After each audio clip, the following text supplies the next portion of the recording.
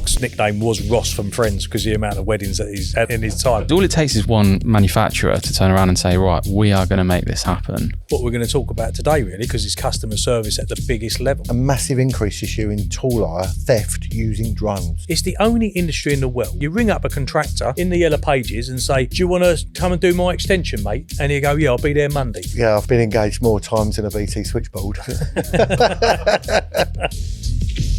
The opinions expressed within this podcast are solely the individuals and do not reflect the opinions and beliefs of the sponsors or its affiliates.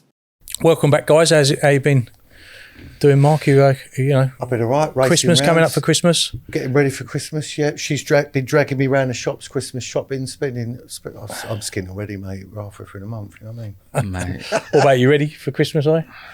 I'm getting there. I mean, I started going around the shops and I was like, I can't hack it, and that's yeah, Charlie, it's too much. You're so laid back, right? You give me the impression that you're one of them guys that buys the flowers at the petrol garage on Christmas Eve, you know, or maybe Christmas morning just to get home and go, here you go. I think I've done that before. Yeah, actually, I think you're one of them guys. Got a good few garage flowers in my time, put it that way. Yeah, no, oh mate, it's just insane. Like it's sort of what's doing my head in, to be honest. I mean, I'll just get into it then. What is going into? It is, well, there's two things really, and they sort of go hand in hand. So the one thing is Black Friday, right? Oh, yeah. And that is an absolute bugger. Like, what is going on with Black Friday? Because as far as I'm concerned, yeah, I can literally spend like 3-4 hours I try and just get my Christmas shopping done. So I get a list in terms of like what I'm going to get people, and then I'll be like, right, I'm going to go online, I'm going to find all of these things, and then I'll find one product and I'm like, do you know what? Is that cheap enough in the sale? I reckon I could find something cheaper. I reckon I could find a cheaper version. So then I've got that open on one tab, and then I'll go and search for the exact same product somewhere else on a different store to try and find it, see if it's cheaper somewhere else. Do you know how they do you over? Go on. They do you over. The law in this country says that you've only got to drop the price for 30. It's got to be at one price for 30 days or something. Yeah. So then it could be at 500 quid for a week or so, and then they drop it down to 300, and it was always 300 for the rest of the year, by the way.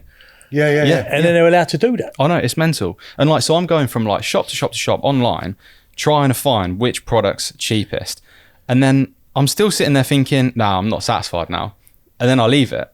And then I'll go, and then like a week will go and I still haven't bought any Christmas presents. So but why are you sucked into the Black Friday thing? I think because it's a good question. Because it's not Black Friday anymore, is it? Then you've got Cyber Monday, Black Friday week. It's Black Friday week. Because what I see is actually, if you're going to buy a Christmas present, what happens is you might as well get it that week, or the week before, leading up to Black Friday, than the following weeks, because they do inflate the price because everyone has to get presents then. Do you know what I mean? So they might as well increase the price 2 weeks before Christmas. Because I reckon that's what they do, because surely at that point, if you haven't got your present sorted yet, you're going to be forced to buy something at whatever price it is, right? Yeah. Like if someone wants something in particular and it was like 300 quid in Black Friday. Those marketing geniuses have done a fucking job, and on Charlie. They've done a proper job on it. Yeah, but you watch those prices now. I think they help the brains of the youngsters. You see how they fall for that, right? They go, I watch the adverts on TV and Amazon and everything else. He goes, I'll buy your stuff Black Friday. And for me, right, it's just like another day of the week, right? I think that's just another excuse, as you quite rightly said, Mark, that's another excuse for you to have the price down there. And to nick $1 off you. Pump it up there, right? And then after Black Friday goes up there, right? There was a guy on... That's my point, though. Because it goes up there after Black Friday, it goes back to where it was. So it is inflated. If you bought it like 3 months ago, if I bought it in July, I'm all good, right? But I'm not. I'm buying it in November because that's when Christmas is. Another Americanism, yeah. And I didn't know about Black Friday, but some 20 years ago, my sister said to me, "Why don't we go to New York for just before Christmas, do a bit of shopping?" Lovely, great idea. We didn't know what Black Friday was, so we landed on Black Friday, yeah. Literally, we landed on the Thursday, and Black Friday was next day. I went into, you go into those outlet centres over in New York and stuff like that, and I thought I was on a film set because the place was like Armageddon. They were fighting over a pair of Nikes, Yeah. And you're like, the place. Well, I went into the Nike shop in one of the, and it was just the absolute chaos. But how good are their sales for them to be fighting over them? They're fighting over TVs and stuff like that, and you're thinking, they push so much hype into this, and we just, not only that, the traffic, you can imagine, everyone was out. You know, fast forward, I thought, I'm never going to go back there again. I've learnt my lesson. You know, fast forward like 20 years, ended up in London on Black Friday, on the Black Friday this year. Oh my God, I haven't seen London that busy since pre-COVID, honestly. It was like, you were like getting down, absolute nightmare. That was my second thing. That's why I decided to do it online, because I went on the Saturday after Black Friday and there was queues and queues and queues outside of the tube stations. I actually stupidly went to Oxford Circus, right? I was in Soho, right? And I then thought I'll get like Oxford Circus, the tube back. And there was queues going all the way up the stairs, all the way out the back. I took a picture. It was like being at a festival. In fact, it was more crammed than being at a festival. And do you know what I did actually? This is a hack, but maybe I shouldn't tell everyone. But I actually got on the bus instead. It was dead. No one was in it. No one was on it. I was like, that's winning. I reckon all the locals must use all the buses. The staff are stressed. You know, I went into Costa and I said, I'll have Americano. She goes, do you want milk with that? I said, no, it's Black Friday. Went straight over her head, Mark. Yeah, she was like, how many people have told me that fucking joke this week? Do you know what I mean? You can see she just wanted to probably throw the coffee over me to get me out. And I appreciate her pain, because like she probably heard that about 20 times. Yeah. But it was like, it was absolute mayhem. I'm on you with that. I'm on you with that. It's insane. Yeah, absolutely. And there's too many people. I don't know what it is, but like even like going down Rushden Lakes down here, like there's just, you'd spend like, I heard about someone that I knew, they spent like, I think it was like 20, 30 minutes trying to find a parking space on a Thursday afternoon. Yeah. Yeah, but that's insane. I've got to say this, right? I'm just going to add this to it. This isn't what's doing my right? I've been wondering this for, well, probably the last couple of years now, right? Obviously, I'm a field sales guy, so I'm on the road, right? Yeah. So I remember, rewind 20 odd years ago, I remember that during the working hours, the roads were dead. Yeah. Right? I could get from A to B, right? What is it nowadays, right? Where the level of traffic during the day is as busy as it is of an evening, right?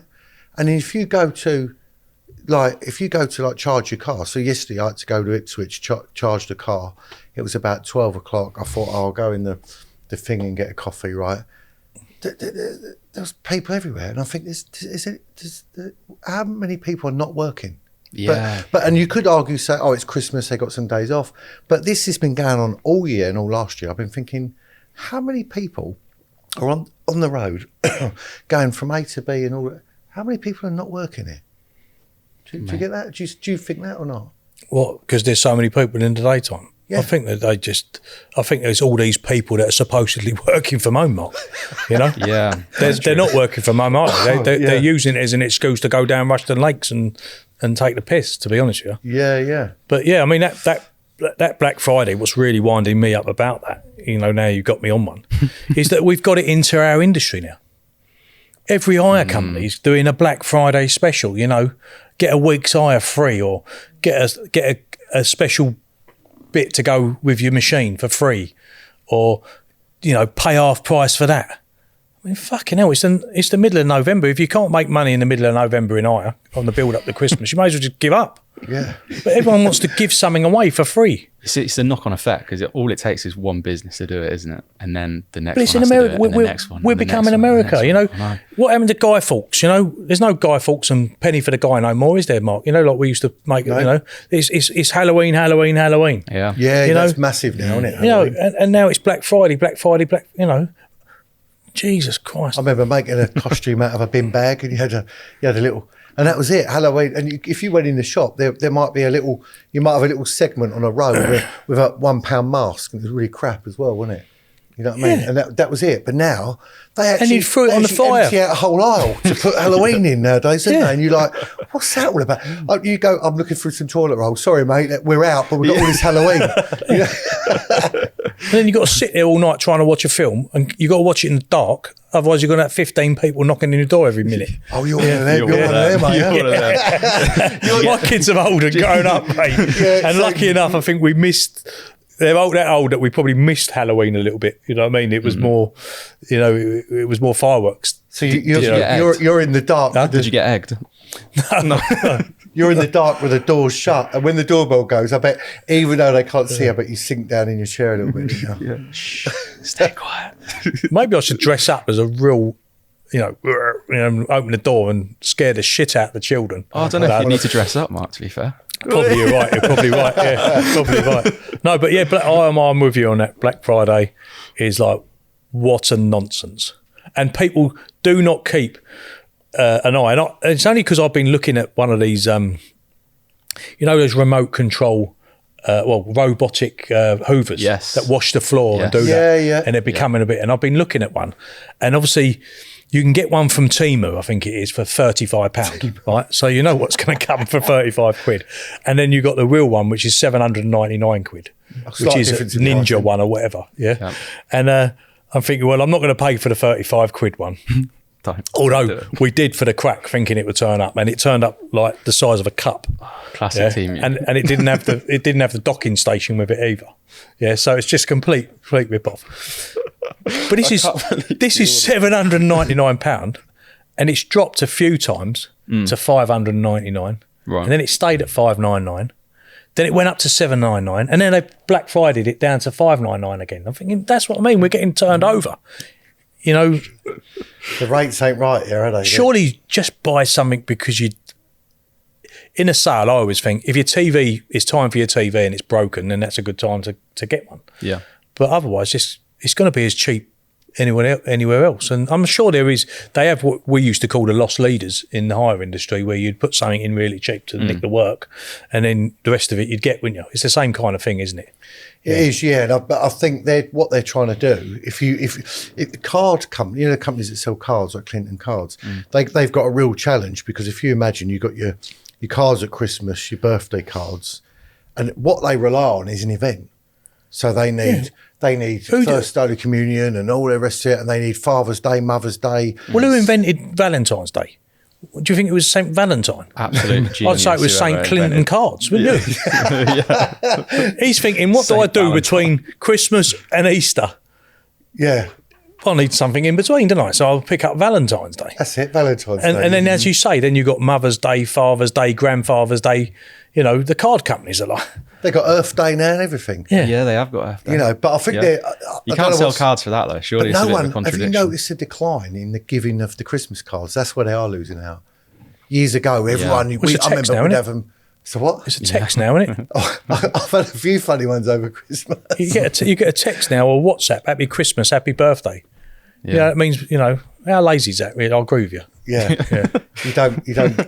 Is that what's doing your wedding? Is it fucking? Do you want me to tell you what's doing my wedding? What's going on? I'm actually slightly worried to tell you two about this, because I know I'm going to get rinsed off right now. Okay, so I have got some other doing my wedding like prepared, but this is now taking a priority, right? So what's doing my wedding is guests not cancelling and not turning up on this podcast. Yeah. And strangely and coincidentally, they're ones that I arranged. Yeah, to be honest with you, Mark, you've had an hat-trick of failures. Do you know what I mean? Yeah. But it's fine. You know, things happen, Mark. You know, you can't. I was concerned about this section, so I don't know if we'll keep it in, because I think I'm concerned that we're going to slag people off to the fact that then we're not going to get anyone who wants to come onto the fucking podcast. So what else is doing your head in, just in case, Mark? All right, shall I tell you what's doing my head in, right? Just in case, right? And this is a big thing, right? So I want to talk about this because I've been clocked recently, right? What's the story with the car park management companies now? So, you know, like, so I'm going to give you an actual real story that this happened to me, right? I had a customer, he said, don't bring them cheap ass biscuits again that you bring, right? I want some Krispy Kremes, right? So I thought, oh my God, right? So I thought, where can I get some Krispy Kremes locally, right? Oh, there's an Asda, right? So I go to the Asda, right? It is really busy. You know what we've just been talking about the time of year, right? It's really busy. There's kids, there's cars reversing out, there's older people just abandoning their gear, right? It's carnage, right? And all I'm thinking about is I've got to get these Krispy Kremes and get out of here, right? So I park in the Asda, I walk in, admittedly, once I got out of the car and locked it, I've got about 10 emails, as you get when you're driving. So I'm doing my emails, right? Get the Krispy Kremes, pay for the Krispy Kremes, get back in the car and get out of there, right? Phew, I'm done. I don't want to be near that shop. Like, it's just too busy for me, right? Enjoy the Krispy Kremes with a... No, actually, I didn't. He enjoyed the Krispy Kremes, right? I had to sit there and watch him eat them, right? All of them? Then, right, well, him and the site staff. Then I get a bill through for 70 quid saying that I've parked and not paid for it at Asda, right? And so I ring up the Asda and he goes, "Yeah, sorry, mate, it's a management car park. It's a car park thing. You have to. That's what it is. You have to pay." Mate, I'm like, well, in an Asda, and you bought. Yeah. That was on the news the other day. What you was? steal that off the news. What? That was on the news. That exact story was on the news. What do you mean? That's what my story? Yeah. Like some woman basically ended up going to Asda. She did the same thing. I mean, maybe not. I don't know what she bought. She might have bought Krispy Kremes, but I don't know. Yeah, she got charged. So I don't know what Asda it was, but it probably was the same one. Do you want me to tell you what I've done? Because morally that don't sit right with me, right? Yeah. So I've got the receipt and I rang up the manager, right? I rang up the manager at the Asda and I said, I've got charged 70 quid or whatever it was to park, even though I bought the Krispy Kremes. I got the receipt, right? And he said, it was about as helpful as an ashtray on a motorbike, right? He basically said that's what it is, nothing to do with Asda, it's the car parking company, right? So I Googled it, this particular Asda store, and there's a guy who's had a little bit of success because he emailed the CEO of Asda, right? So I thought, I'll have some of that, right? So I emailed the CEO of Asda, explained the situation, right? Nothing, right? Absolutely nothing. Then I had to pay the bill. So I then emailed the CEO again to let him know I'm going to Tesco's now. Right, that's it. I rang up Asda, closed my account. It doesn't sit morally right with me. No. Closed my account, and I'm now spending 120 quid a week with Tesco's. So they've lost all of my business over a 70 quid parking charge. Yeah. When I spend 500 quid a month. Yeah. Fuck you. You know, they're thinking, oh, yeah, Asda's are thinking, what, another single man is like, who comes through the till normally with one apple, one banana. Full English breakfast in a box. Single. Are you I've seen that video. It's a video, isn't it? You're going to lose they're going to lose 30 quid. But that's good lead on, Mark, because that's exactly what's doing my head in is customer care, right? Or the lack of customer care, or the lack of responsibility by the companies, like a CEO, whatever, from everyone, yeah? In the last 6 months, I've written to the chief inspector of the police, yeah, because they didn't follow up on what they were meant to follow up on, to try and get some kind of feedback. The other night, we was at a big industry event, right, and I'm just thinking, this guy, I don't know where they find these people now. Since post-COVID, the customer care behind any service, be it a shop, be it a bar, is just non-existent. I watched this guy, 20 minutes we timed him, to make 4 drinks. Kid you not, 4 drinks. There's a queue going through the thing. No one else is helping. Everyone's standing around. Are you available, mate? No. Got to my drink. I've asked for a gin and tonic for somebody. Bombay, quite clear. 2 gin and tonics now on the go. He's poured in one. He's poured in a half of another one and run out of the Bombay. Picked up a Beefeater and poured it in with the Bombay. Oh. And when there's loads of things going on, ask for Coke, you get Diet Coke. Ask for all these things. Drink. Didn't understand what we wanted, what whiskey we wanted. A bottle of bottle of Bud for the guy. He was pouring it out of this is a top hotel, by the way, and you know the one I mean, yeah. Right, yeah. Right. It's asked for a lager. He's poured half. Kid you not, half a beer out of one bottle. Obviously, someone's left. And no. Yeah, honestly, can't believe it. So I make a complaint to the manager and she's like, well, it is what it is. And that's exactly what you get everywhere now. Yeah. You can't get hold of anyone online. There's no phone number to talk to. There's, you have to go through, I mean, we spoke about this with British Airways and people like that. It's an absolute farce that you can't get hold of anyone. You can't make a complaint. Even if you do make a complaint, you know, you get brushed off. You know, Tui gave us £100 voucher when one of us ended up in hospital in the resort we was in. You know, I'll have an £100 voucher because we really want to travel with you again, don't we? You know, there's just there's no customer care. And I think that if any little outlets out there, any small companies are out there and they put that effort in, they're gonna clean up. Goes a long way. Yeah, they are, because I'm right with you. You know, not that Asda's will care if me and you shop at Asda's again, and Tesco's. You know, the fact that you're spending £30 extra on fuel now going to Tesco's, it don't really matter. It's I've taken a leaf out of Charlie's book. All my shopping's online. Yeah. So I can categorically tell you it's 100. I just couldn't see the maths in it. 120 quid. Oh, so now you're going to forget to tick the box. Would you like an alternative? Or you tick the box and you've ordered some grapes and they turn up with 2 melons, you know, because they haven't got none. We thought you'd try something else. Yeah. So you're going to experience that now. So that's what's going to be doing your head in the next couple of weeks. Well, we actually changed a supermarket that we were shopping for online because they just kept on like putting substitute after substitute in there. It was insane. So it's not that great, but Ocado seems to be all right, to be fair. But the other ones, I don't know, like how good they are. But yeah, it was sort of it wasn't Asda, but I don't know if I should name them or not. But yeah, I mean, maybe I should name and shame. I don't know. Can you name and can we name and shame? Yeah, we're not shaming. We're talking about factual. You're talking about factual things. Why couldn't you go to the car parking people themselves and say, "I've got a receipt"?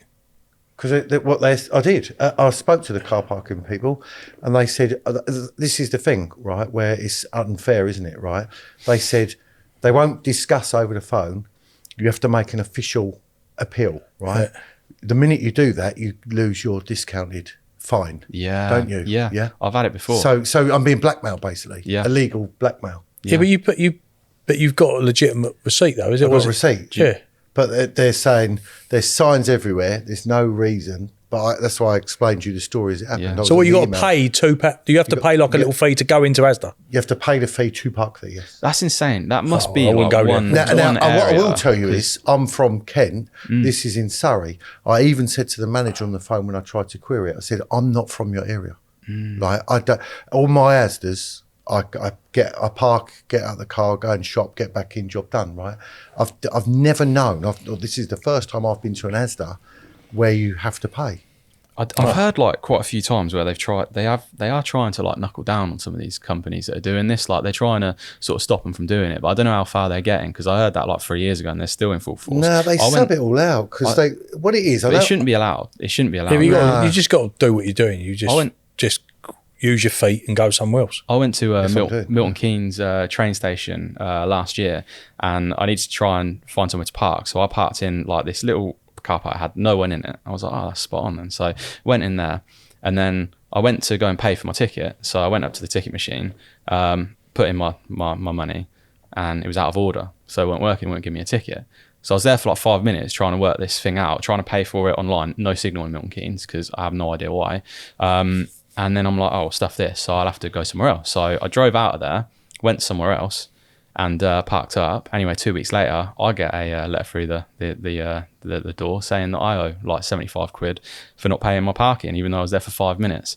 And I tried to call them up, tried to dispute it. They wouldn't have any of it at all. They were like, have you got any proof that, it was out of order? And I was like, well, I was there for 5 minutes. Why would I need to be there for 5 minutes otherwise, And yeah, nothing. I had to go and pay all the money. It's just absolutely insane. It really is. But you and I both know that they've got a record that was out of order because it will show no fees. Oh, they will do. Incoming. They will do. They're asking you to prove that it was out of order, when in reality they know it was. Probably permanently out of order. They probably make more money doing it like that than they do just having like normal parking machine there. I just think that when you look at like you said, customer service to consumer, it's becoming. I think there's so many people in this country now that we need to get about in cars. We need to get our shopping. We all want to go on holiday as a break. So everything's becoming a necessity with a catch attached to it. I'm going to penalise you for parking. you ain't going to get no service with your holiday because I know you need one anyway. Here's your £20, flight seat, but with like 80, 100 quid worth of extras on there if you want a bag to take on board. And this is the thing, when you look at every aspect of what we do in our normal lives, even outside of work, by the way, and then we had Steve on, didn't we, the other week, talking about mental health, you can see why people are stressed, fed up. You imagine a guy who's had a bad day, who gets a parking ticket, who gets done by Asda, who has his BA flights cancelled. Right, you can see you can see why people just like get the can't you? Do you know what I mean? Well, that takes us on to like what we're going to talk about today, really, because it's customer service at the biggest level. It's a subject that someone wrote in about to do with corporate entertainment and our faults within the industry of corporate entertainment. Now, for years, we've been judged or governed by bribery process, like procedures, and believing that people in the industry were being bribed many years ago. Doesn't matter what hire company it was pulled up on a points scheme where the more you hired, the more you kind of like a Tesco's reward thing, and you got points and prizes based around how much you would hire, and they were shut down for that, even though now the supermarkets are all over that. So they did this many years ago, and we're talking probably 20 years ago. I remember it happening. And you think, well, they were shut down within the industry to do that because they felt it was a form of bribery. But we've all been involved in corporate entertainment. We've paid for it to take our customers out, and there's a for and against it. So what's your thoughts, guys, on where the industry is? And well, me personally, I'm for it in the right way, and I know what you're saying. It has been clamped down a lot, and it's really some of the relationships I've got with customers, and I've known some of my customers 20 years now. Yeah, some of my relationships have been built down the calf, or eating something, or not because I'm trying to bribe anyone. I think that's where people. What I'm doing is I'm trying to spend time with my customers, and if I'm on a building site with, breakers going and phone calls and emails and interruptions and surveyors and, I can't get to know the guy, right? I can't understand how he thinks. I can't understand or get an empathetic feel for how urgent things are or could be for him, So, but by taking that guy out and going to the cafe for half hour, it's not like I'm trying to bribe him with a large breakfast with chips. No, but I'm on that level. I feel you have to have a relationship with someone. That's all our relationships are built by actually spending time with people, not maybe in the office environment because, as you said, you don't get the time, but being with them. But what going down a cafe's one thing, but taking him to the England-Ireland rugby, for example, full hospitality, how do we feel about that? I think, look, there's a few different reasons for that, and I mean, look, I've had some clients spend a good level of business with me, right? And the guy, in effect, has got a choice on where he shops. Yeah, he could go to a few other people, and in effect, I know the guy likes rugby, for example, so it's been really nice to say thank you. And I don't get paid for being at the rugby, by the way. So it's not, you know what I mean? So it's really nice to spend time with him, because in our industry, the worst thing you can be is transactional. I want to be your mate and have the crack and a laugh. And then one day when you ring me up and say, Mark, I've dropped a bollock, I need some help here, blah, blah, blah. Because of the relationship we've got, because I understand you, because we've had the crack, because I'm going to go out of my way to help you out, because do you see what I mean? Because of the relationship we got, because of the work you give me, because of the laughs and the cracks and the fun times we've had. It's interesting you said that about I don't get paid for that, because I've always had that myself. I thought, well, do you know how hard it is to be the one that's got to be kind of straight when you're taking 10 people out to an event, and how hard it is to be with 10 people that are drinking and you're kind of semi-not, because you're trying to make sure that you're not going to lose one. The organiser. And over the years I've had people like step off a train at the wrong time because they need to go to the toilet and not get back on the train, and you've lost one person. I've lost people in Germany and places like that.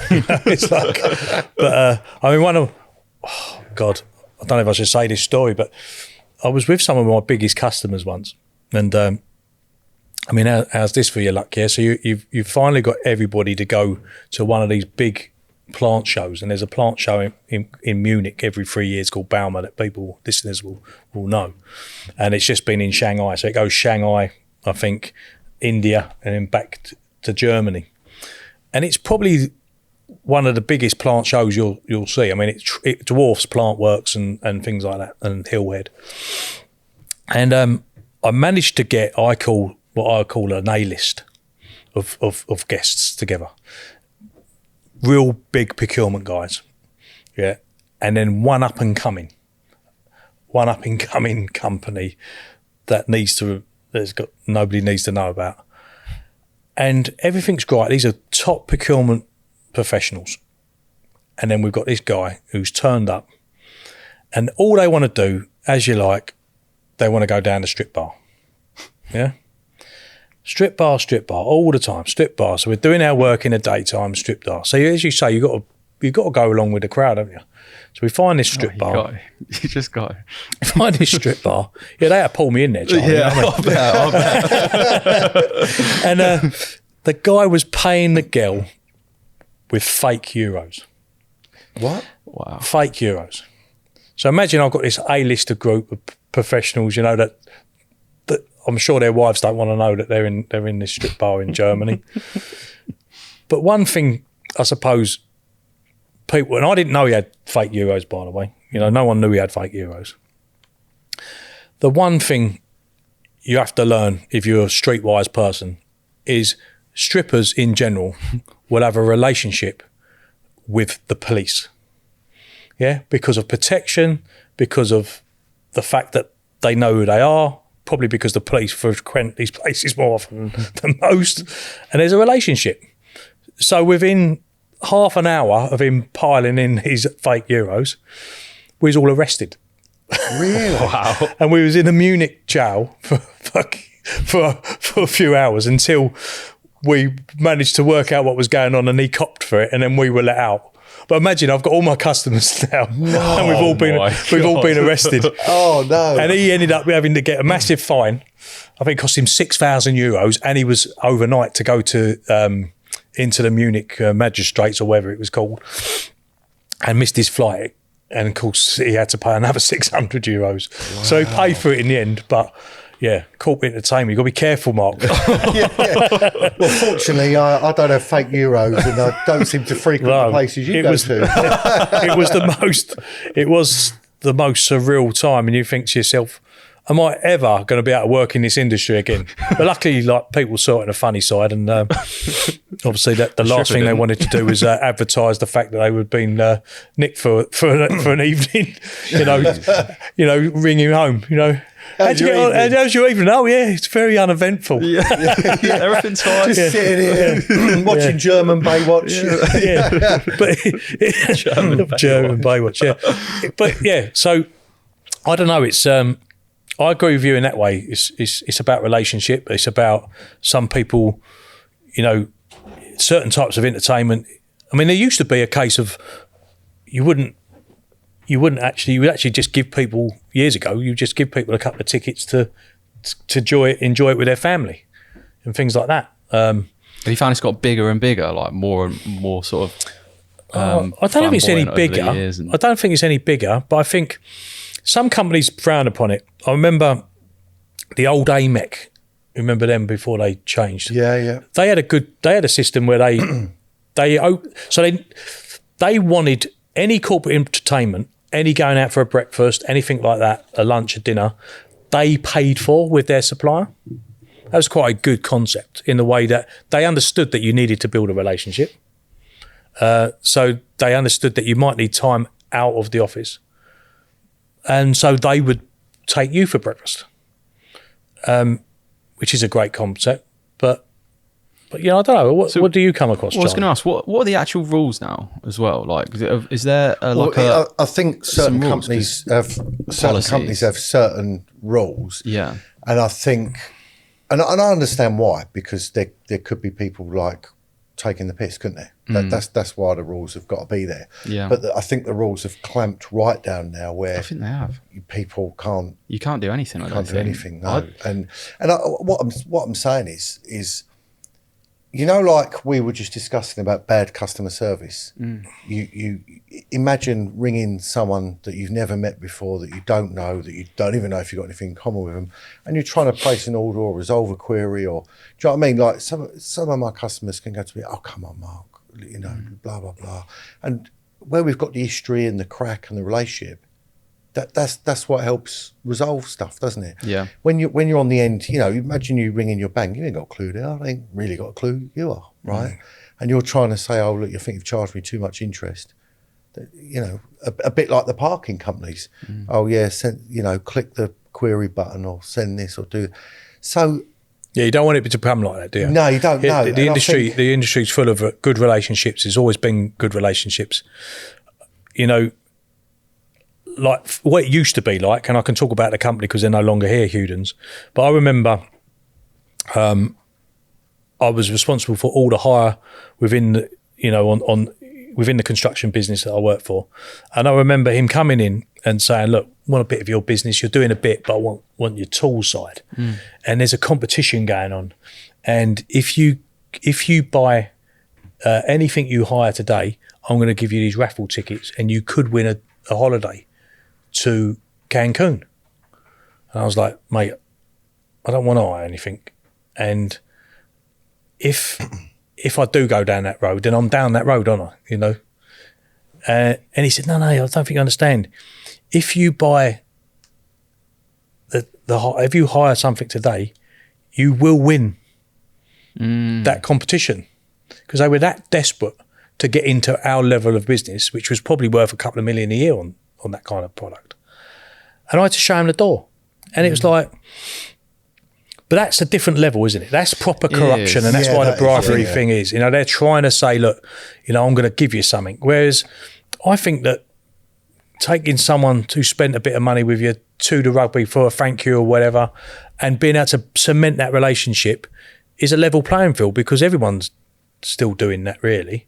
And I don't think you should feel guilty about it. And we do overthink it in this country compared to other countries I've worked in, especially the Middle East, where that's expected.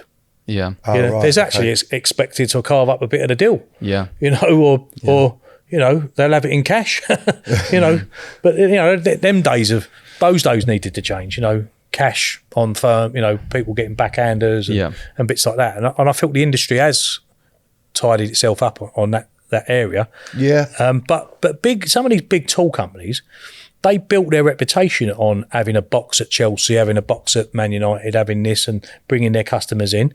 And to be fair, it was the right thing to do, because they did do exactly what you said there, Mark. Is it also a bit of fair gain as well? Like if there's a business that is able to do that, then I don't know. I'm not necessarily saying I'm for it or against it, because we don't do a huge amount of that in our world. But there's such a fine line, I think, between taking someone out and spending loads and loads of money on them to just being able to go out for a meal and build a relationship with them. But if there is a business that can afford to do that, is that not like part of the perk, really, in a way as well? Should that not be viewed as that? Or the other question is that what's the difference? Tell me, apart from the sport that's going on. Yeah. Okay, what's the difference between this? I take you two out, to the rugby, like we've said, for a meal, some drinks, have a good evening, or we could attend what we attended the other day, which is a charity event. Over 1,400 people from the industry in there. We bought a table. We brought our customers to that table. They're getting fed and watered in the bar after. We're keeping them going. What's the difference? Yeah. Is there any difference? Because one's for charity and one's for. Because you'd have an equally good time at either or, wouldn't you? Yeah, and you're doing the same thing, aren't you? You're inviting them to an event. You're food and water. They've got opportunity. that people want to go to that event. But is that the reason why you can do that then? Is that because it's for charity? So that's more sort of... I don't know if it's a case you can or can't do it. No, I think some companies are quite strict in the way they're saying, you can't go, Charlie, because that's our rules. Yeah. And other companies don't care about it. Because there is some contractors out there that expect them to go out with their suppliers because they're doing that deal. But does that make you... does that make you buy a JCB over a Komatsu because you've been on the JCB table? I don't know. And is that surely you're a better procurement person than that? Yeah, no, of course it isn't. Yeah, is it actually going to make a difference if there's two businesses, one that can take you, I don't know, to the races or whatever it might be, and one that can provide an absolute fantastic service for the company? The one that takes you to the races does an average service, but the other one that doesn't do anything provides the most excellent service. Who would you go with at that point? You'd probably still go with the one that provides the excellent service. Because ultimately, your job comes that's first. What you should be doing. And you want to make your job easy, don't you? So if that company's offering absolutely nothing, but your job's easy because the service is great and the price and the products, right? That's great. What I'm saying is I'm saying that some of the things we spoke about, like the rugby, enable me to build a great relationship with buyers or procurement people, but in the same way get to know them as humans as well as people. But that's because as well, me and you's always been in like a business development kind of role, haven't we? So when we're going into companies that have asked us to come and when I started off in contract plant, we had 12 customers. That's what we had. How do you get to 300-400 spending customers? You got to spend some money. You've got to get them all at an event that they can all get into, and corporate entertainment is really important to do that because you've got an environment that people are having fun, they're more themselves, you can get understand them. So I think that kind of thing's really, really important, and the same with you. You've gone into companies that are just starting to grow. How do you get those customers interested? You need to get them out in your own time. So I think for me, there's a place to a point. I suppose some of the established businesses now that used to do loads of corporate entertainment, by the way, that don't do as much of it, they're established. They've got their customer base. People are still going to ring them. But young companies starting out, they need that opportunity to level the playing field, don't they? Yeah. You can't just rely on the big customers, the big companies making a mistake so that they will then come to you. You've got to be able to break that water somehow, haven't you? Yeah, absolutely. Yeah, and if you think about it, right? This is going to sound strange, but if you look at another industry, right? What is an advert? If you're watching a program on the TV, let's say ITV. If you're watching a program on TV, what's ITV? What is an advert? Do you know what an advert is? An advert is a paid way of stealing your attention, right? So is that not bribery and corruption then, right? Because you was watching James Bond. But now there's adverts in it, right? So somebody is paid to steal your attention. So how come? Mad way to look at it. Well, how come interesting? Yeah. How come when I take you to the rugby, in effect, I'm stealing your attention because you're spending time with me at the rugby? How come when I take you to rugby, it's foreseen or perceived in a completely different way? Are you saying that you should rather give me a bottle of fairy liquid then? No, what I'm saying is I'm gonna have to speak to Rio to get an advert knocked up.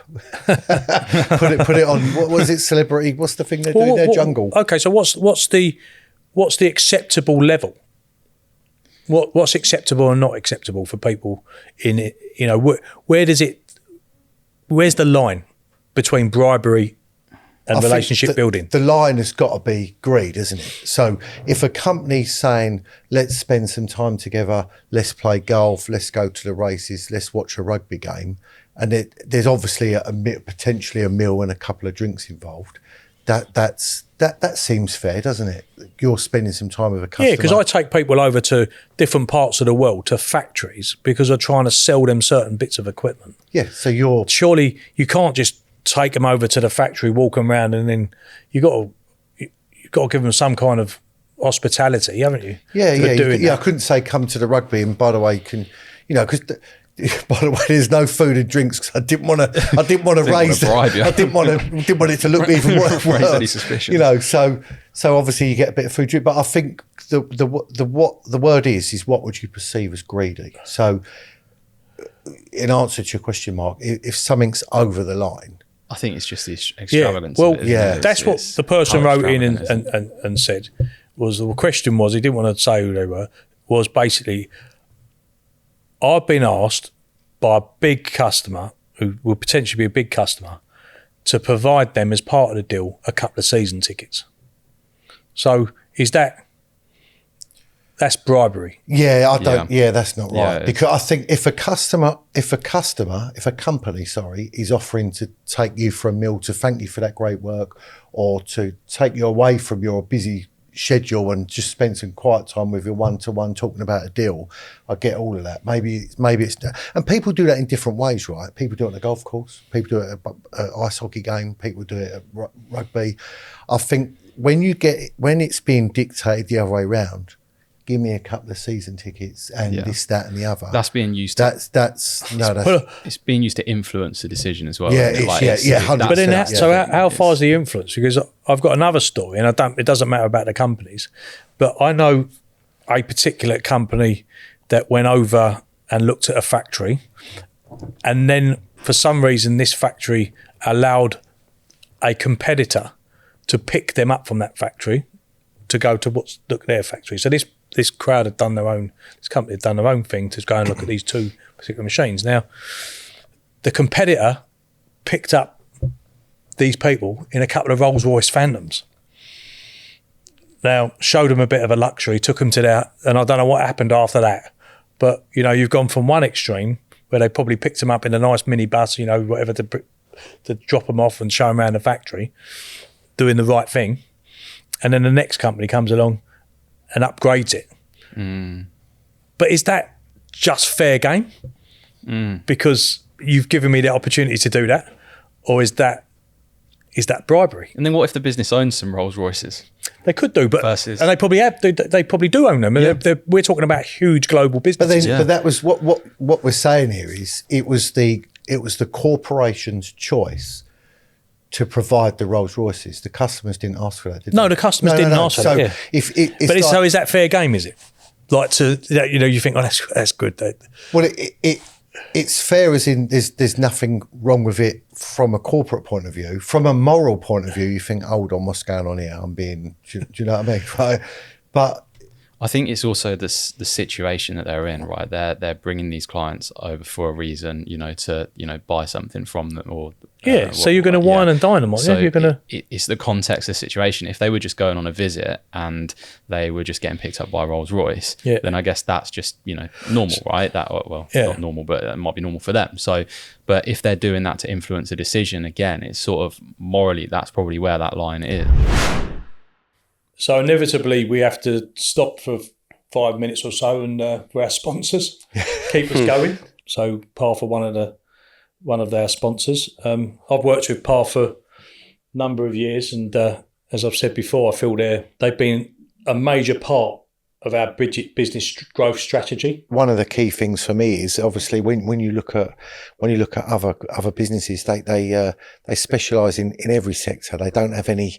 There's no niche. The great thing for me is Path it's the niche for our industry. The people that they've got on the books are for our industry. The vacancies that they have are for our industry. So for me and for anybody else dealing with Path, it is the go-to place for the construction and plant our industry.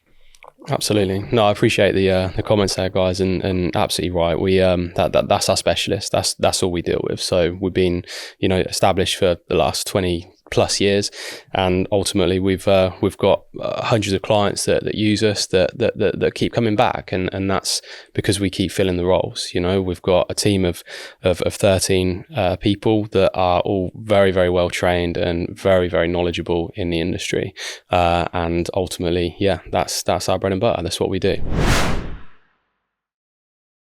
But here's a true story, right? This is quite recent. So, and you'll laugh at this. Sarah and I are looking to get married. Right. Congratulations. No, because when I was with her, she said there was no way she was moving in with you. Right. That's all changed now. So obviously, you know what it is, Mark? It's because I took her to a meal and spent quality time with her. You bribed her. So we went to a number of wedding venues. For those who don't listen in, well, most of the people that do listen in understand that Mark's nickname was Ross from Friends because the amount of weddings that he's had in his time. But anyway, go on, carry on. Sorry. So we looked at a few wedding venues. Right, there was some where we just had a nice tour of the place, and then off we went. But the one that I remember, and again, it didn't influence my decision at all, or Sarah's. So we've turned up, and on arrival there was a glass of Bucks Fizz. And then you get your tour, and then let's sit down and talk about, this, that, and the other packages that we do. Out comes the Prosecco, and here's some chocolates and all the rest. Isn't of it. that good customer service though? Yeah, it is. It was lovely. It was flattering, right? It was lovely. It was flattering. Did I go with that place? No. Not because there was anything wrong with them or the venue or the chocolates, the Prosecco or the Bucks Fizz, right? But because it didn't, it wasn't 10 grand more. It was loads more, but it wasn't what we were looking for, No. right? And that's my point. If a company wants to, so in effect, a company speculating me as a customer has wasted a couple of glasses of Prosecco, Bucks Fizz and a load of chocolates, right? But they chose to, I didn't ask for any of that. They have factored in a potential loss of those things to perhaps make a nice environment for me to sell their products. If you get picked up in a Rolls-Royce Phantom, if the customer hasn't asked for that, that's a corporation's mitigated loss. Yeah, fair play. Well, congratulations, Mark. Congrats, mate. It's congratulations to Sarah for holding out for so long. Has it been 4 years now? No, it's more than that. 5 years? 5.5. 5.5 years. Yeah, Mark and all these, he's probably well married by now and divorced and married again within that kind of relationship. I've got stuff. a few notches on the old belt. Yeah, I've been engaged more times than a BT switchboard. This is true. But no, well done. So yeah, look, so there is a line then, isn't it? Yeah, there is. Yeah, there is a fine line, and I think if you're getting something that's not to do with the business, perhaps then if you're just getting something like a holiday, personal gain. If you're trying to get personal gain, that's where it's. And what do you experience then? What's your views on it, Charlie? Someone wanted a coffee once. I think it was too much. I just thought stuff. Yeah. No, look, we don't do loads of it. We really don't. I think we try and we don't even meet people like face to face too often really as a business. I mean I think we're in one of those industries where I think people know what we do, and we do our absolute best to fill the roles that we're working on. We have enough Teams meetings and enough phone calls really to build those relationships up. We'll sort of do something over Christmas where we'll send over some chocolates or drinks or whatever, but generally speaking, I mean we're sort of we wouldn't ever want to be accused of that sort of thing, so we do play it very, very safe where we can, because the lines are so blurred, and I think that's probably the issue here. They seem extremely blurred, and I think that if it's something that you could quite openly speak about and justify, I think that it should be allowed really in terms of like the sort of corporate benefits. But I think that really someone will know when it's outside of really what should be allowed, and I think that's probably why they're so blurred, those lines, because generally speaking if you're taking someone on holiday or whatever, or sending someone on holiday to work with you, then you shouldn't really be able to justify that. But it was interesting what you said about the advert as well, because I do agree with that. It is a very similar thing, and it's also with employee benefits as well, right? Because you're sort of potentially, although you're not buying someone's attention, but you're saying come to us because we've got these benefits. And then it's also, you could even argue that with salaries as well, right?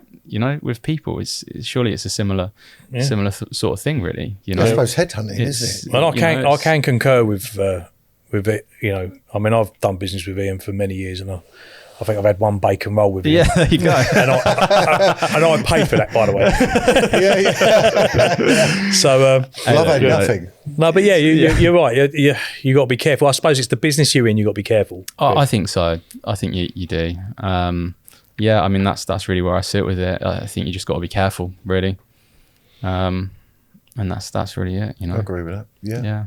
Yeah. Okay. Have we got any new section? Haven't we finished? We have, yeah. So we've gone on to interesting. We've gone on to some news. So We've decided that Mark has made such a tremendous balls up of the quiz that maybe we'll give the quiz a little bit of a change, and we'll go on. Seems Mark likes his facts. We thought we'd give you some industry news and try and keep you up to date as quick as we can turn around the podcast. That is obviously so some of it might be out of date, but it's interesting anyway, Mark, isn't it? Who actually won the quiz in the end, though? I think we just got. I did. Yeah. So I don't think me and you did anyway. No, so, I got three points to discuss today, actually. Right. So and we're just not. You're going to tell me the news, are you? Or not? yeah, well, this is the news. So some of the news is that sustainability targets are forecasted for a 15% increase, and the government has still got its goal of halving greenhouse gas emissions by 2025. So here we are at the end of 24. I just wanted to discuss: are we on target? Are we behind target? Are we ahead of target? Because I don't think we are we? I ain't got a clue, being honest. I don't know how you can measure it, Mark. There's so many people that, you know, I think it's a bit of a farcical thing. We've spoke about it before. Everyone goes battery powered, great, hybrid, great, but what's the environmental impact to get that to that point anyway? You know, and we shouldn't think like this either. But like our, you know, sort of measly efforts to try and, you know, sort of, I don't know, just create a sustainable environment in the UK is nothing compared to all of the other countries that are, you know, spilling out so much, you know, sort of unhealthy emissions and gases and everything like that. The UK, you know? I looked at it actually a while ago. The UK's global output was 4% compared to other countries. When I say measly, I don't mean our efforts either. I just mean like in proportion to the rest of the world. Yeah, like we're 4%. We were 4% on certain emissions of the globe. So we contribute 4%. That's higher than I thought for the size that we are. I think it was. Yeah, it might have come down now. I've done it a long time ago. It might have come down because obviously now But we're in an industry. Okay, explain this to me. Right, we're in an industry. The biggest environmental impact I would think that most plant hire businesses have is transport. Yeah. Now, apart from doing some of the great training that I've seen with companies where they're training drivers to, not being funny, drive correctly, come up to the roundabout at the right pace, not have to change down too quickly and stop and then start. Apart from that, how hard is it for these companies to actually achieve any kind of targets? There isn't an electric lorry. And even if there is an electric lorry or a hydrogen lorry coming out, that's a massive expense to get done by, I think the car target is 2030, isn't it? Yes. Yeah. Or did it get the vehicle back target? at one point? Did it get? Yeah, I think he's come back out and said 2035, wasn't it? Yeah, but I think he said that he can still achieve it by 2030. But even if it's 2030, 2025, 10 years, the impact for business to try and change that with no support, real support from the government, it's just woolly. You know, tax, car tax. Everyone goes electric tomorrow. Everyone. Car tax, company car tax will go back up to the level it is for diesel. For diesel, yeah, absolutely. You know, so let's not kid ourselves here. It's just absolute bullshit, really. But I don't know how you're going to get there. Anyway, sorry. Next one. Yeah. So the next one I wanted to talk about was they're predicting next year a skills shortage, and we still have high insolvency rates. So just wanted to discuss that for next year. Do you think we're going to continue with this skills shortage in our industry, and are we going to continue with insolvency rates being high? Well, I think the first thing that has to change is that first pay trade. Look, this is just my opinion, but I don't see as a developer if I was a developer, that I'd want to pay 20, 30 million pound to the main contractor who then divvies it out to his contractors. You know, why haven't we got a scheme in this industry where the main contractor just gets a management fee to do what they're really good at and get that business built, and all the subcontractors can get their money paid direct? Because what happens is you're working for developer A, and you've got a site going on for development B, developer C, developer D. So what normally happens in construction, for those who don't understand, is the first quarter of that job, let's say it's a £40 million job, you'd expect £10 million of that if you're doing it in a year, yeah? Year's work, you'd expect 10 million in the first quarter, wouldn't you? Well, that's namely what they call prelims, which is site setup and bits and pieces. So you're doing less building works and less material costs at the beginning than you are in the middle, yeah? So what normally happens, and some of these fold, is because I'm taking that piece of money that I need there, and I'm using that cash to fund to get my job over there finished. So you'll see the reason why the margins and some of the contractors have been squeezed down to 2s and 1% sometimes, ridiculous margins, is because they're actually needing to win the next job, yeah, to pay to finish the last job. When that ends, then you'll see that, you know, the VAT thing is an absolute fast. You know, people use VAT for cash flow. They use that kind of prelim money also for cash flow. So if you cut that out and just said, yeah, you know, so-and-so main contractor, we think that job's worth, you know, 40 million. We're going to give you X amount if you're providing material and X amount if you're providing just management service. You're going to make your margin. You could walk away from this job with 5 million, whatever, yeah? But we're going to pay everybody else. We're going to pay them subcontractors to do the work they deserve.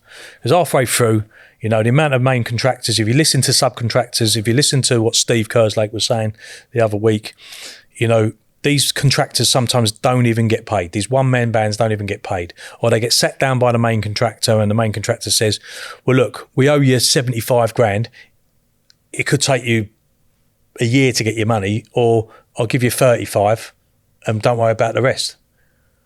You know, the amount of times that we've experienced in plant hire where you've had a big job going, you've ended up with a lot of damage, a lot of loss and rubbish at the end of it. And they've had a cheap rate, yeah, because you've won that project. They've had a fair rate for their thing. They don't want to pay for anything at the end, and then they try and stiff you because you're going to go on the next job. If you want to get on the next job, Mark, you want to get rid of all that 20 grand's worth of damage, don't you? And you're like, you know, and that's just a tactic because they haven't hit their target. They haven't had their money. And it goes down downward, doesn't it? Yeah. So you end up and you're paying people on site, QSs or whatever, on bonuses. The amount of bonuses that you see in certain contractors, they're paid on obviously the margin that they make at the end. So the interest is to try and get out and duck, especially when it comes down to, I mean, I've got a fit out contractor, a young lad started up, give him a bit of advice on the amount of extras that he was doing and being asked to do, and then wasn't getting paid for because he didn't know how to record it correctly. Now, the main contractor's not going to sit down and go, what you want to do here, mate, is you want to record those extras like that and get me to sign it off. Because he's going to wait for him not to do that and then argue with him and say, what are you talking about? Where's your evidence? What work? Oh, that was just part of the build. This. It just needs to stop the way that we do building and how we pay people in the industry. So that would then stop some insolvency, and that would stop, you know, that would also mean that there's a consistency in employment for people within our industry, rather than them go, do you know, if I'm looking out from the outside and I've got all this information to hand that we're talking about, why would I want to go into the industry if I want to set my own business up, I might not get paid, and more importantly, I'm going to get fired because of the amount of contractors that go under for mismanagement is just ridiculous, isn't it?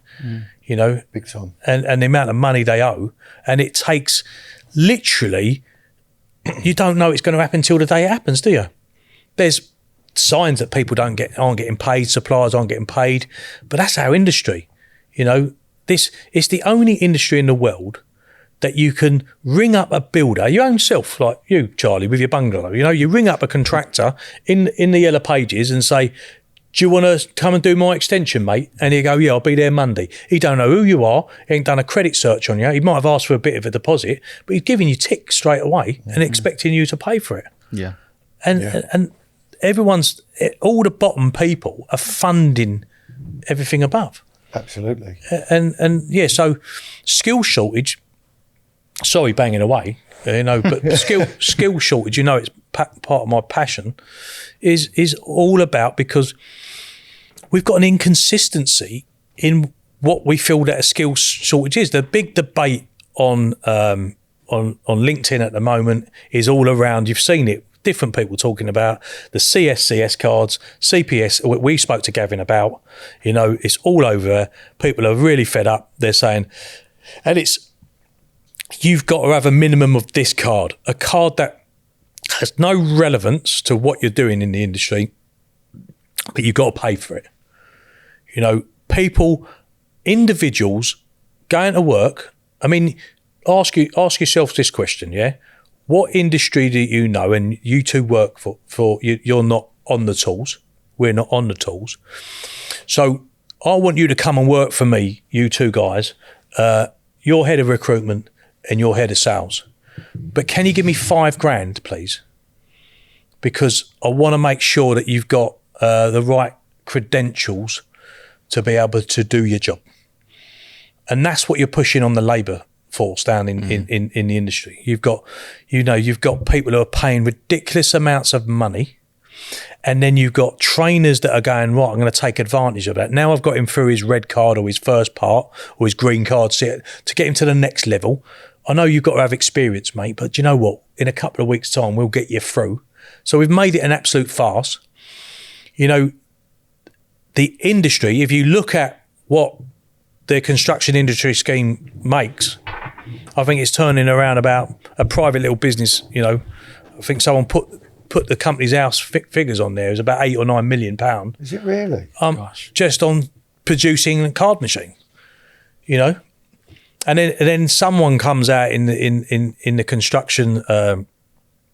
A CEO of a big organisation in the construction agency schemes, saying that, you know, you don't really feel that there's a relevance now for grandfather rights.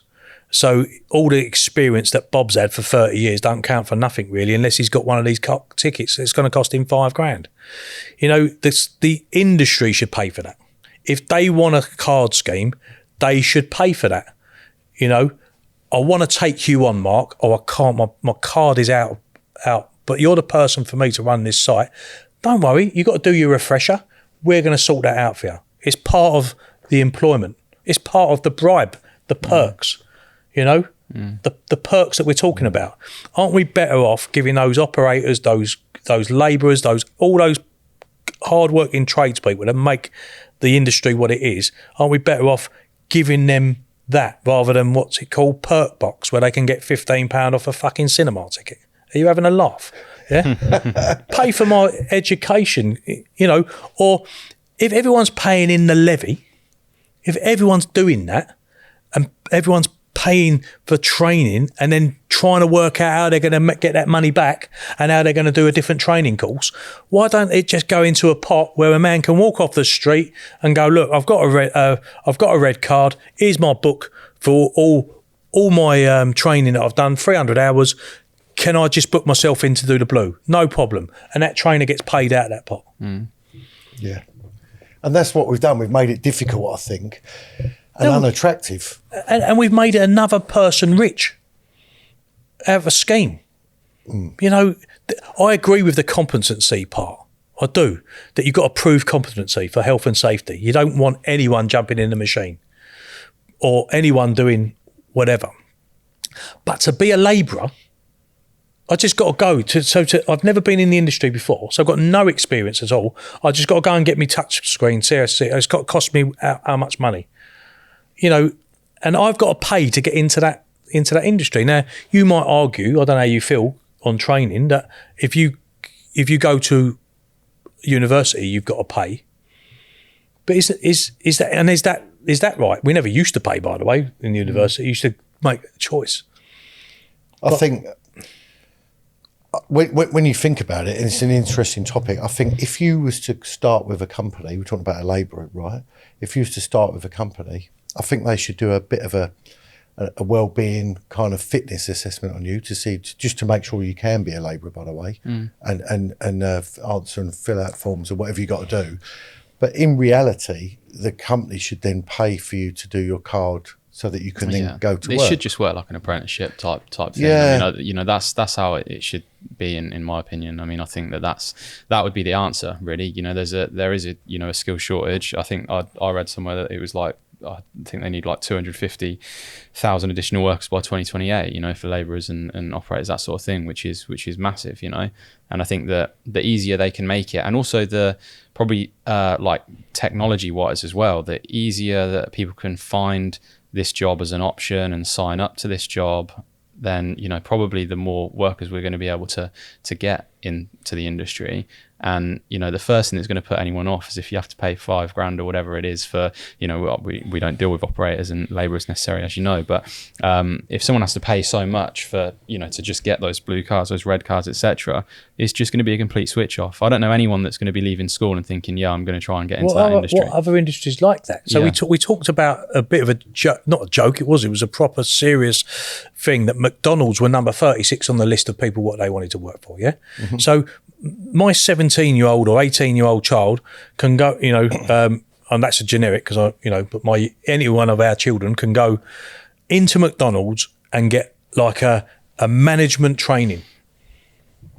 $25,000 they'll get, but they'll get the management training because they're desperate to get people into their industry, and they're paying for that. Is there a loan that you can take for these courses, or is it just for as in like through labourers or operators, that sort of thing? There may be, John. I don't know, but the point being is that's an industry that goes right. I need to attract, and you go into McDonald's and you see the posters. I don't know if you've seen them.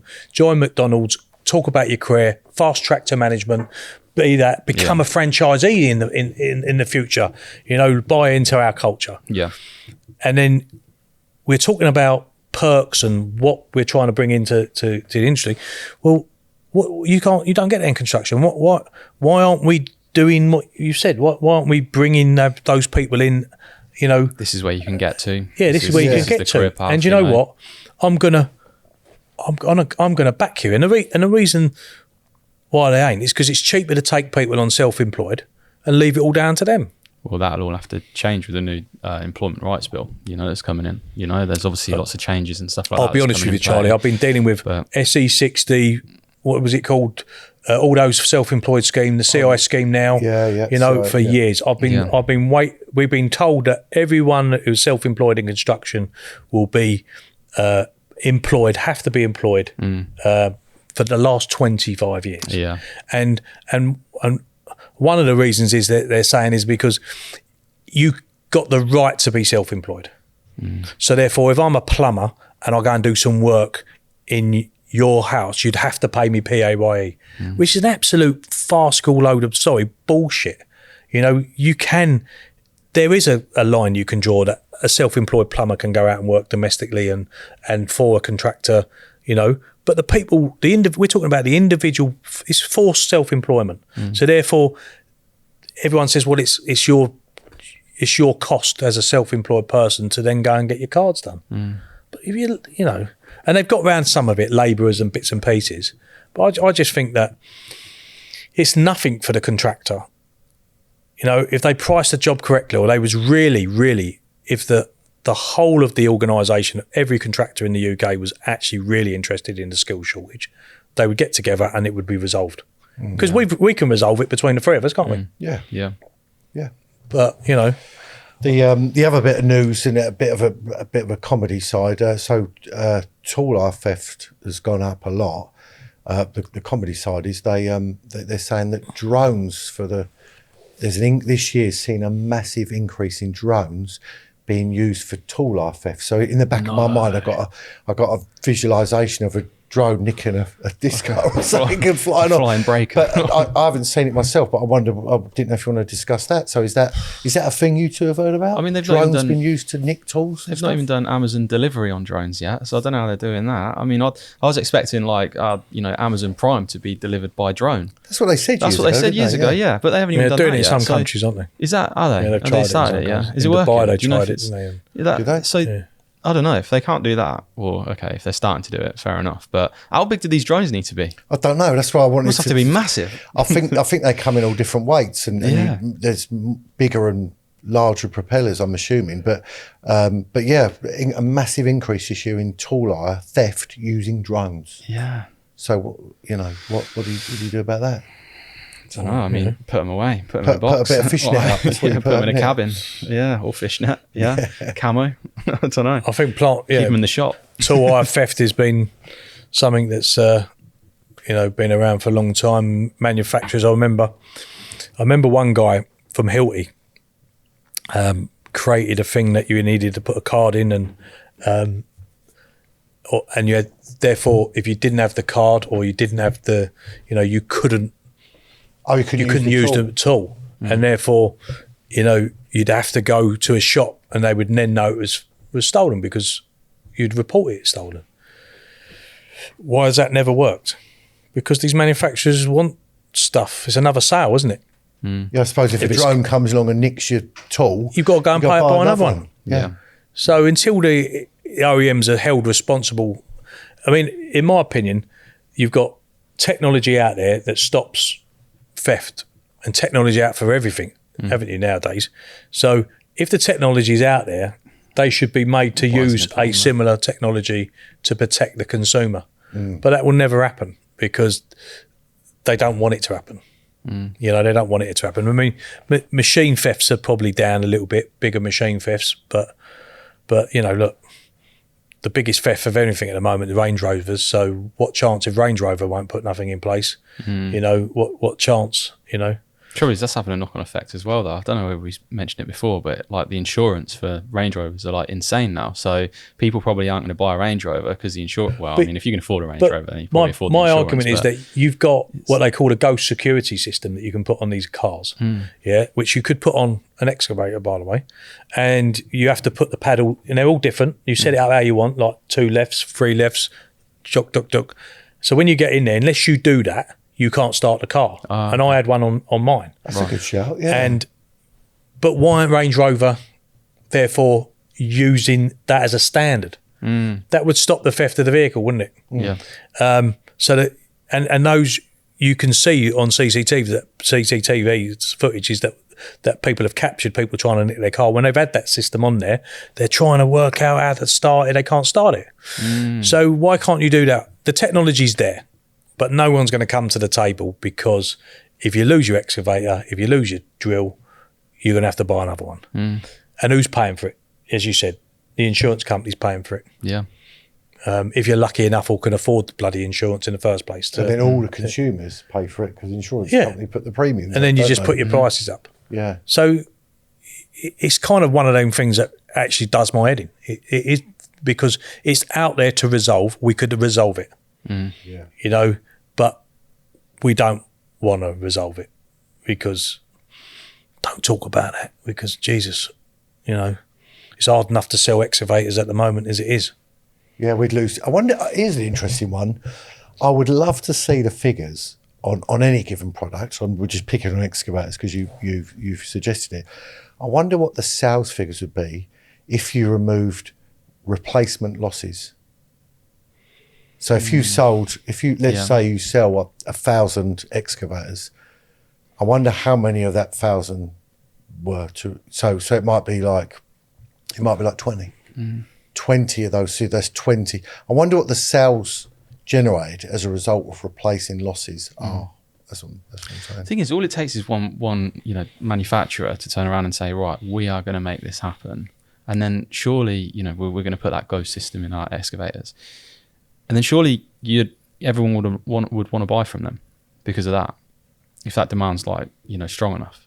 So I don't know why someone's not just going and doing it, to be fair. Yeah, and I think that it's a lot better than a tracker. I mean, I suppose when you nick it, you can still rip. I suppose you could still rip the thing out if you know what you're doing. Yeah. There's always going to be that level. But what we're trying to do is make it harder, aren't we? Yeah. Yeah. Just make it harder. Now, in theory, you can buy a stolen Rolex watch, and it's only when you want to try and get it repaired that you go into the shop and they'll have the serial number and go, sorry, mate. Or pawnbrokers will know that you can't sell it. So that's resolved a little bit. I'm not saying there's not theft anymore, and because some people buy to just take abroad and sell or just wear themselves, and they steal to do that. So you're always going to get an element of theft. But by shutting every box and door open that you can possibly can, is the only way it's going to reduce. But I think if it's on the increase with drones, I mean, it's just another tool of doing it, isn't it? Seeing they'll be using drones to pick cars up as well. Yeah, I remember having loads of tools sold, stolen on a job in Milton Keynes, and then there's a market in Milton Keynes shopping centre, and they were blatantly selling those tools on there. It's just that's what they say, isn't it? They go, if you're missing something, go your car boot sale. Yeah, I remember years ago, right? I got a phone call from the police. I was on the iDesk, and I got a phone call from the police saying, "Hello, is that so and so company?" I said, "Yes, right, yeah." And this is how stupid he was, right? Not the police, the guy that they called, right? They said, "Yeah, what it is? Are you able to come down to this? These second-hand shops, where you take it in for cash." So they've asked me to go, can I come down and identify some bits of equipment, right? So I've gone down this second-hand shop, and our company stickers were still over, with the phone number, ring so-and-so to hire, was still all over this tools, right? And he said, can you confirm these are yours, right? So they had all the fleet numbers on. So I wrote them all down, went back to depot, put it all in. That was on hire here, that was on hire there, that was on hire there, right? Gone back down there. And I said, yeah, these are all meant to be on hire. And he said, okay. He said, well, the suspect has just brought all these in to get the cash. Right. Yeah. And but ain't even bothered taking the stickers off with the phone numbers or nothing. Yeah, but most theft on site, is nothing to do with people breaking in. It's people on site. Oh, back door. Yeah, it's just walking away. Someone just picking it up and going, I'll have that for me. I could do with a circular saw. Yeah. That's exactly what happens. I got a cupboard to build later this week. And I think that's some of the reasons why a lot of the contractors now are buying some of that stuff rather than hiring it now. Not just because, hire companies. There's a very few tool hire companies now that are doing that kind of small grinders now, aren't they? As Ricky Ellum said, it was very, it's kind of diminishing. But okay, so. We're going to take a message from our sponsor, but we're going to do it slightly different ongoing. We're going to have a section, hopefully the listeners will give them some great benefit out of what Charlie's going to tell us. We're going to talk about what roles and positions are available in the industry at the moment that Charlie's open to fill, and you just get in touch. Absolutely. Please mention that you heard it on the podcast when you ring in or call in. Yeah. And then, so go on, Charlie, what are you finding difficult to fill at the moment? We've got 3 really good roles at the moment that we're struggling to fill. It's one of those where, all roles are difficult to fill, really. We have to dig in deep, and we have to really go in and search on most of the roles that we're looking for. But I'm gonna throw these 3 out there, see if anybody, if you've got any friends in the industry or anyone you can recommend, give us a phone call. So first of all, we've got a mobile / workshop plant fitter based around the Uxbridge area. Now this is an opportunity that is a self-employed role, but there is an option potentially to be on the books PAYE as well. So it's paying around £22 per hour. That's one of the higher end, sort of salaries in terms of what we're sort of dealing with a lot of the engineers at the moment. They can range between, anything between 15 to 24, 25 pound an hour. So this is sitting at 22, just in the middle. Is that big plant? Is it, Charlie, or small plant? It's all large plant. It's all the heavy stuff. So we do need someone that's got a good few years experience, roughly sort of 5 years plus, I'd probably say. Doesn't necessarily matter with regards to qualifications. If you're capable and you're able to do the job, then, give us a shout, get in contact. But this one is really for someone that also wants to earn some good money and work some good overtime. There's lots of hours available there. So second one is one that's London based. It's a sales sort of director type opportunity, but it's managing a team of salespeople. It's sort of looking at around the 65k mark. It's only a small team of people. It's a relatively small business as well, and they are looking for somebody really that's got some experience in plant and tool hire. Doesn't necessarily have to be large plant. It could be that you've done a little bit of work in different industries within the hire industry as well, different sort of product specialities as well. But for this one, it's generally sort of plant and tool hire related, really. London as well. London, can live anywhere in London. Obviously comes with a company car, comes with some of the benefits there as well. So give us a shout on that one. Finally, this one is this is doing my head in, actually, this role. So we're looking for a generator engineer in Scotland. Now, it's been notoriously difficult to fill over the last sort of few months, and I know that the company they've had it out to different agencies, they've had it out to different people, and we've provided sort of good talent. I think that where we're sort of falling short on it is probably lack of generator engineers in Scotland, being honest. There doesn't seem to be a huge amount. The ones that are there are relatively happy in their roles, but it's somebody that's going to be working on anything really to up to sort of a few hundred kVA generators, so it's nothing huge. Things like sort of small diesel engines and that sort of thing as well. It comes with a van. That's, again, is like sort of split mobile. It can be workshop based. So if you're sort of within the central belt, you're probably in good space to sort of be able to commute to the location. What part of Scotland we are? I would say central belt. So basically between sort of, Edinburgh, Glasgow area. If you're, if you live within that area, then happy days, give me a shout. If you live outside of that, then still give us a shout, because there might be something that we can do on that one. So, they're the three ones that we've got, that are probably the hottest jobs of the week, I'd say. So there you go. Good. I'm sure there's people out there that are, especially this time of year, looking to make a change. Exactly. Free hot jobs, Charlie. I like it. If you know someone, have a chat with them, pass them my information, and obviously we've got quite a few hundred roles on the website as well. So visit www.pathrecruitment.com. Excellent. Nice one.